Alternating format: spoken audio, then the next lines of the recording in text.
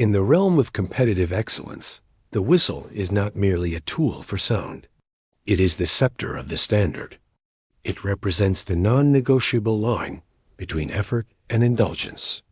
When it hangs silent, the air in the locker room grows heavy with expectation, demanding that every heart and every muscle be aligned with purpose. The game begins long before the first point is scored. It begins with the discipline to show up. Maya was a testament to raw, unchecked talent. Her skill was a fluid, devastating force. Every move was a spectacle, every point a display of effortless mastery. She moved with a confident, almost arrogant swagger, the kind that whispers dangerous lies. You are special. The rules don't apply to you. Her smirk was not a celebration of the goal. It was a dismissal of the effort required to achieve it. Her teammates watched, impressed, but sensing the fatal flaw, the hubris that undervalued the collective grind. From the sidelines, Coach Miller observed this brilliance with a stern, unflinching gaze. The coach had seen talent devour itself 1,000 times over. Talent is the start. Discipline is the engine. The coach was not impressed by the flash. She was obsessed with the foundation. Her arms were crossed, not in anger, but in the unwavering posture of the standard-bearer.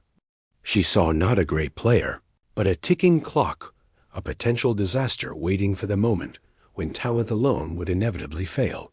The line was crossed in small, insidious increments. While the coach delivered instructions to the team, charting the critical geometry of victory, Maya retreated into the isolated world of her phone. The subtle, casual roll of her eyes was more than disrespect to the individual. It was an act of profound dismissal of the entire structure of accountability. She was declaring her ego superior to the team's strategy. She failed to grasp that leadership is about contribution, not just capability. The evidence was stark, unforgiving, and written in black ink.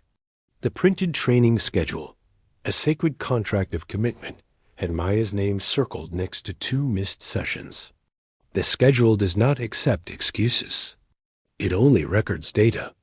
This was the paper trail of her negligence, the quiet proof that she had prioritized comfort over preparation. The schedule proved what the coach already knew. Discipline deferred is disaster guaranteed. The moment of reckoning arrived, not with a bang, but with the chilling finality of a lock clicking shut. Coach Miller stood directly in front of Maya. The coach was calm, her eyes like steel, the unwavering standard facing the arrogant defense.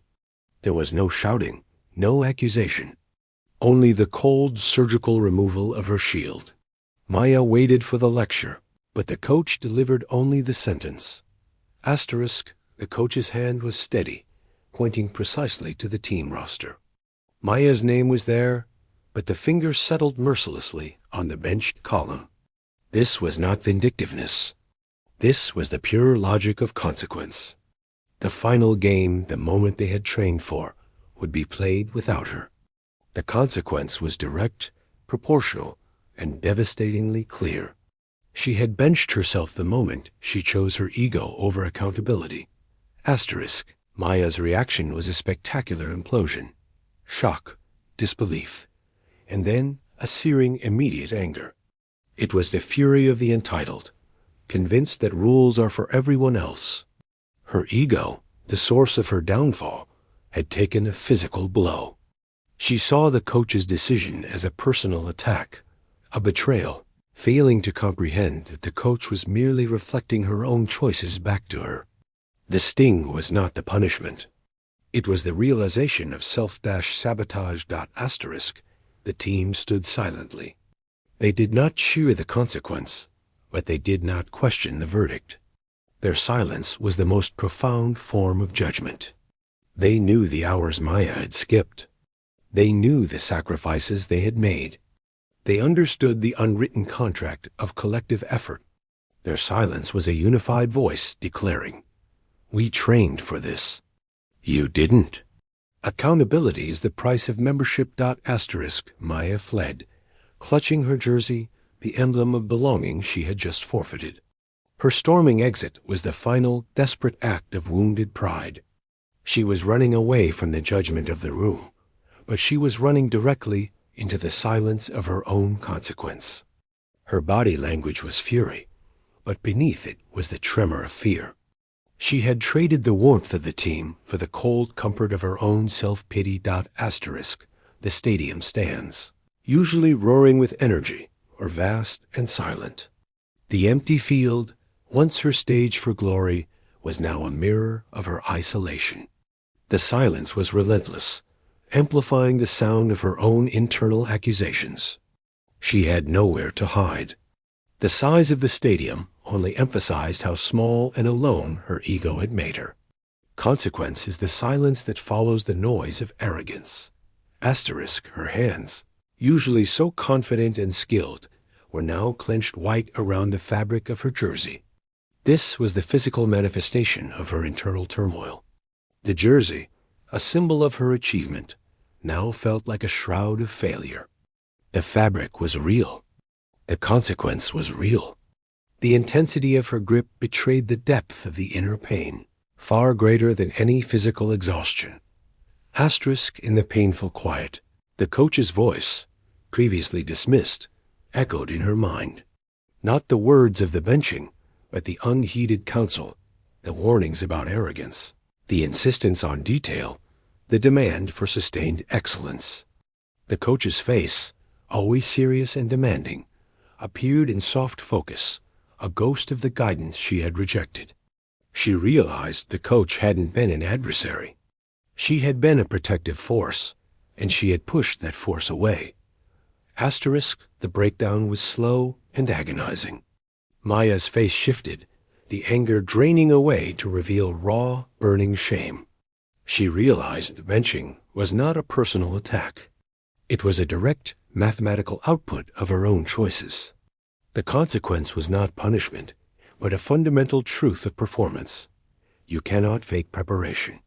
The clarity was brutal, yet essential. This was the moment of reckoning the surrender of ego to reality. The final game began. The noise of the crowd, once a motivational surge, now sounded like a mocking fanfare.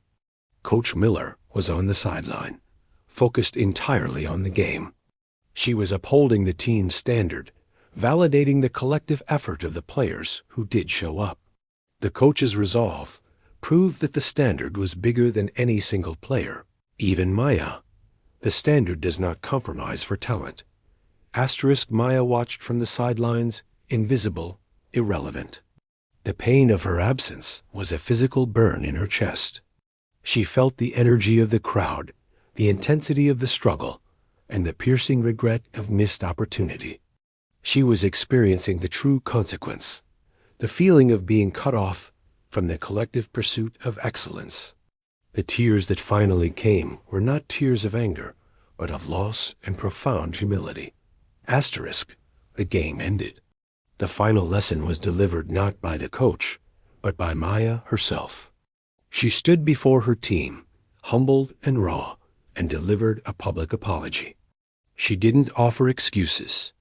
She owned her negligence. Her posture was not defeat, but genuine humility.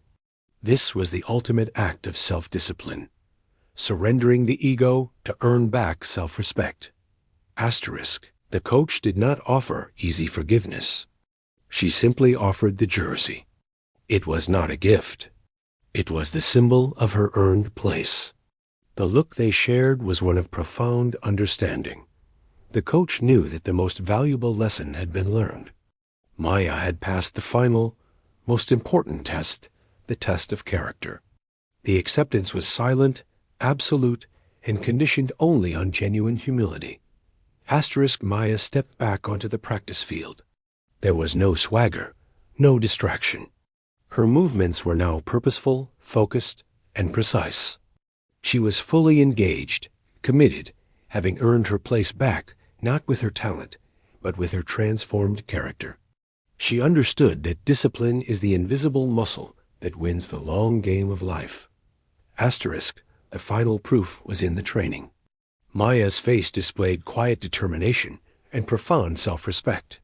She trained with a relentless focus that transcended mere physical activity. She had learned the hardest truth. Discipline is not punishment. It's the only proof of self-respect. She was no longer competing against others, but against the arrogance she once harbored. The coach's final lesson was complete.